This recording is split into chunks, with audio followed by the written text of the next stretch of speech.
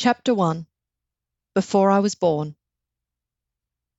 Time and health are two precious assets that we neither recognise nor appreciate until they have been depleted.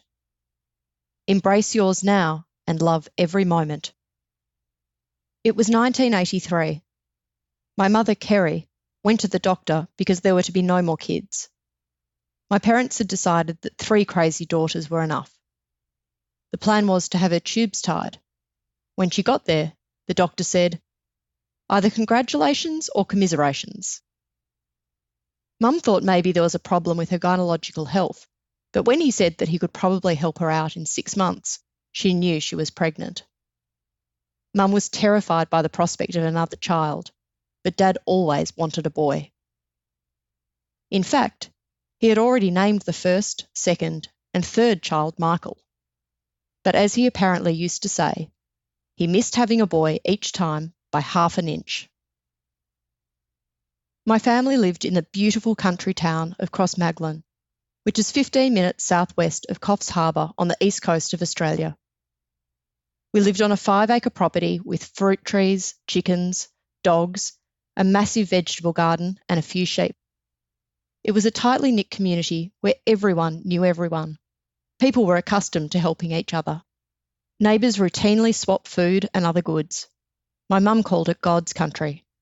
We had properties all around us, most of which were banana plantations.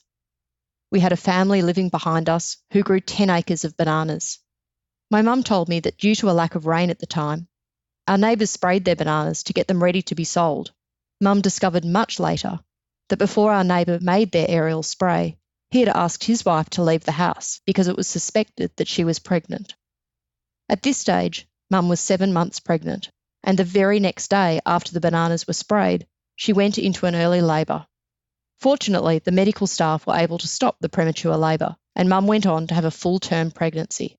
To this day, we believe that it was the spray that caused her to go into labour, and we also suspect that it was the cause of many other health challenges. On the 2nd of May, 1984, Mum had a painless delivery. She said that she was certainly aware that she was in labour with the girls, but she had no idea that she was in labour with me. During the delivery, a physician by the name of Dr. Scott was our gynaecologist. He waited for Mum to experience signs of labour pain, which never arrived, although she was trying to push. She started to push, and he noticed that the umbilical cord was wrapped around my throat. He asked Mum to stop pushing, and any woman who has ever given birth will understand that's almost impossible to do at that stage in labour. What Dr. Scott and Dad experienced was something they both described as a miracle.